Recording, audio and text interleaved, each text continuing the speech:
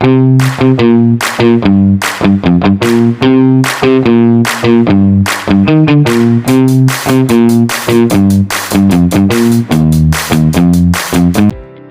semuanya, perkenalkan saya Reski Mauliana. Pada video ini saya akan membahas tentang interval kepercayaan dalam mata kuliah Statistika Inferensial.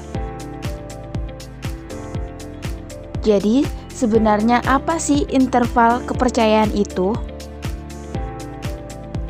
Interval kepercayaan adalah rentan nilai yang digunakan untuk memperkirakan parameter populasi berdasarkan data sampel dengan tingkat keyakinan tertentu, seperti 90%, 95%, atau 99%. Yang dimana artinya kita tidak mengetahui nilai pasti dari populasi, tetapi kita bisa memperkirakannya dalam bentuk rentan. Nah, adapun definisi menurut para ahli.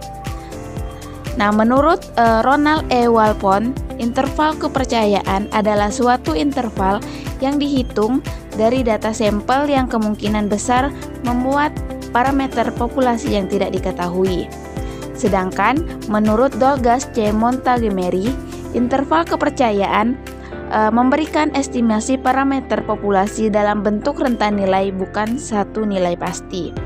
Jadi intinya itu, interval kepercayaan itu bukan satu angka tetapi sebuah rentan. Nah, selanjutnya itu ada kegunaan dalam interval kepercayaan. Nah, di interval kepercayaan ini mempunyai kegunaan di antaranya yang pertama itu untuk mengetahui perkiraan nilai populasi, yang dimana memberikan perkiraan tentang nilai yang masuk akal di mana parameter populasi sesungguhnya berada, bukan sekadar angka estimasi titik tunggal. Yang kedua, untuk mengukur tingkat ketidakpastian atau resiko, yang dimana menunjukkan seberapa akurat rata-rata atau proporsi sampel mewakili populasi sebenarnya. Rentan yang sempit menunjukkan akurasi tinggi, sementara rentan lebar menunjukkan akurasi lebih rendah. Nah, yang terakhir itu atau yang ketiga itu membantu pengambilan keputusan. Interval kepercayaan sangat penting dalam pengambilan keputusan, terutama ketika keputusan tersebut melibatkan data. Misalnya dalam bisnis, kesehatan, penelitian, kita sering dihadapkan pada pilihan yang harus didasarkan pada data. Nah, jadi dengan ajarannya interval kepercayaan ini, keputusan yang diambil menjadi lebih rasional karena didasarkan pada rentan kemungkinan, bukan sekedar satu nilai saja.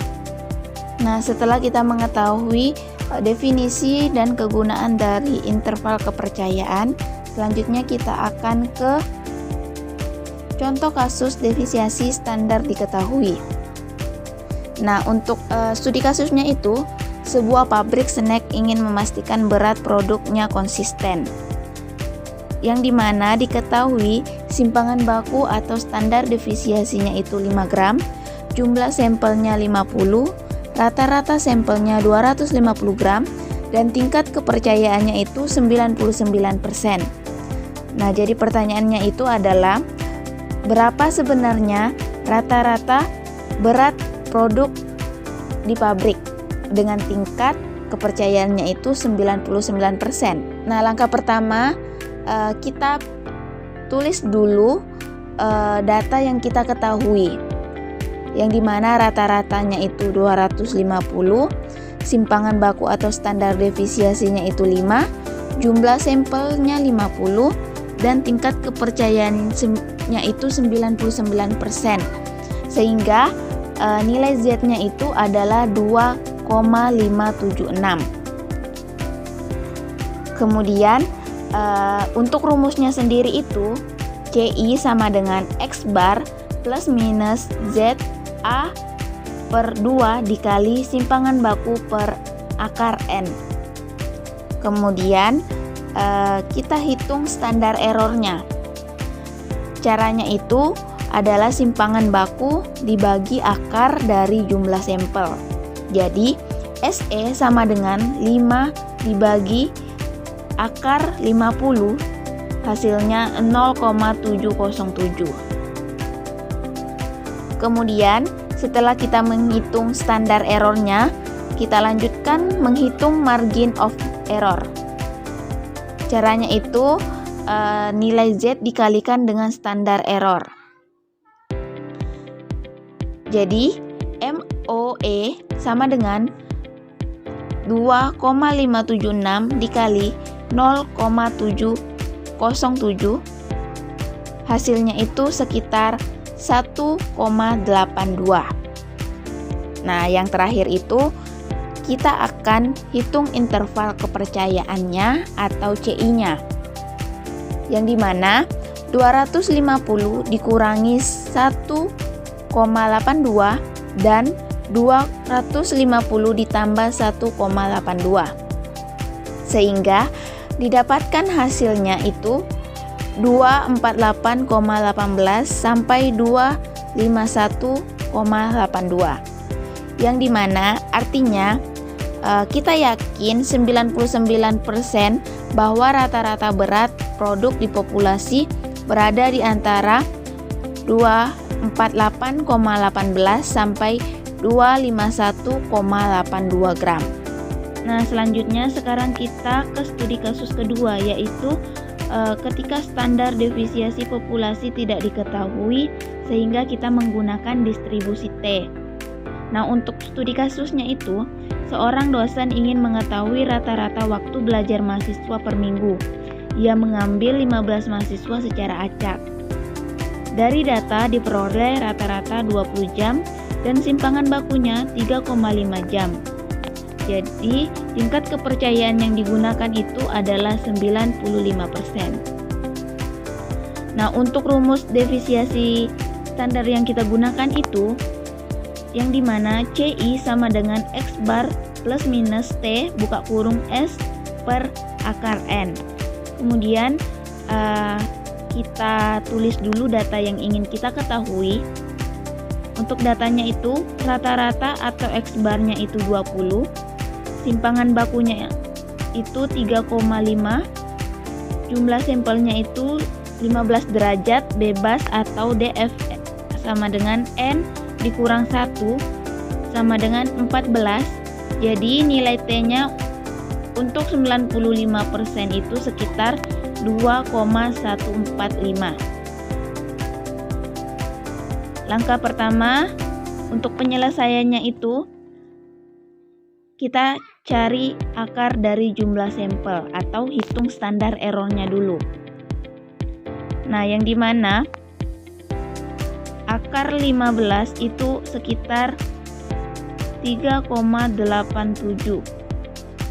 Lalu kita akan hitung standar errornya itu 3,5 dibagi 3,87, hasilnya sekitar 0,903 atau 0,904.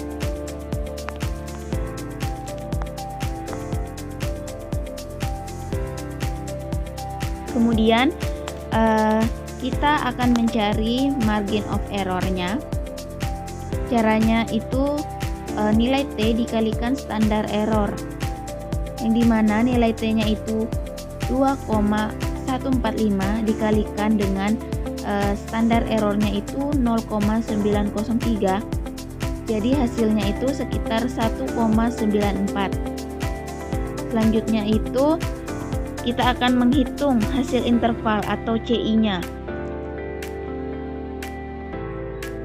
yang dimana 20 dikurangi 1,94 dan 20 ditambah 1,94, sehingga hasilnya itu adalah 18,06 sampai 21,94.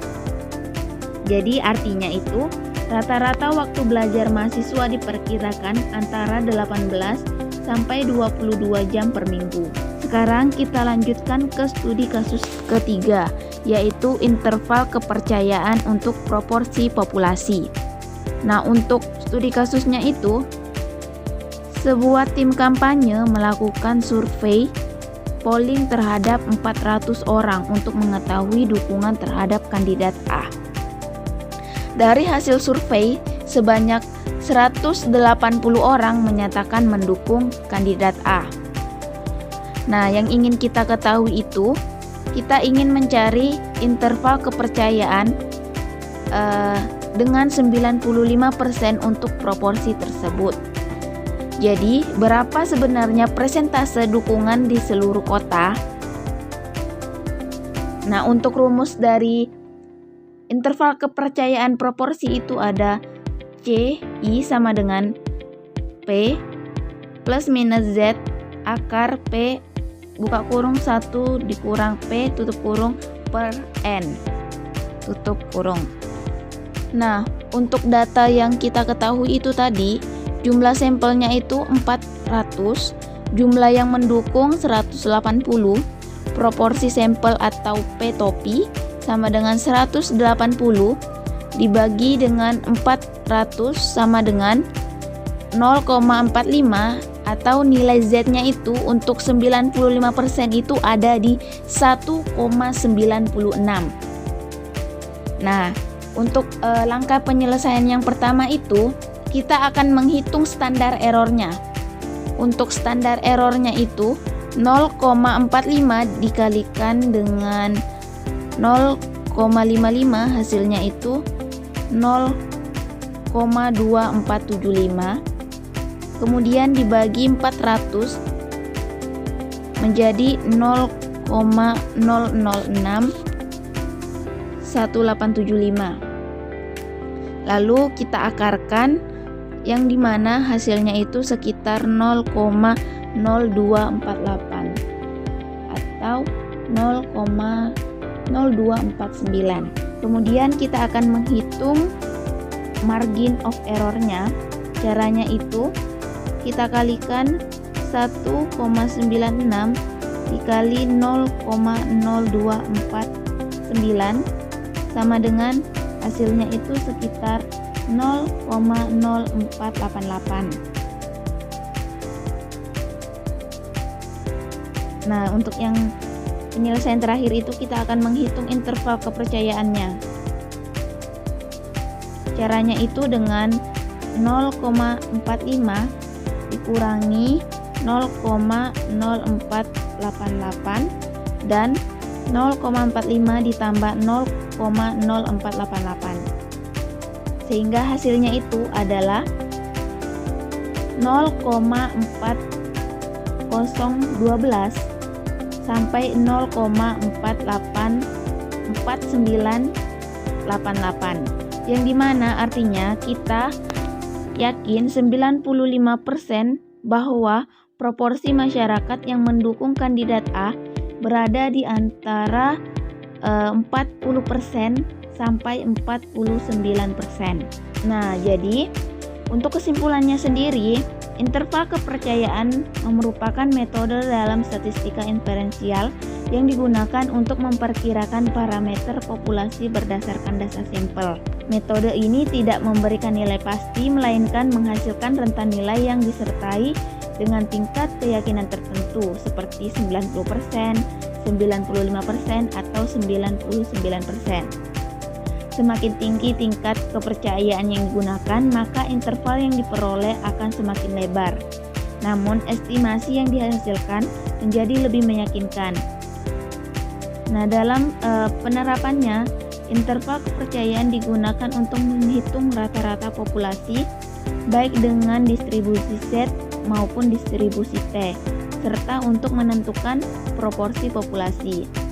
Oleh karena itu, interval kepercayaan memiliki peran penting dalam membantu pengambilan keputusan di berbagai bidang seperti penelitian, bisnis, dan survei. Nah, sekian pemaparan materi interval kepercayaan. Semoga materi yang saya sampaikan bisa bermanfaat bagi kita semua. Saya Reski Mauliana, saya ucapkan terima kasih dan assalamualaikum warahmatullahi wabarakatuh.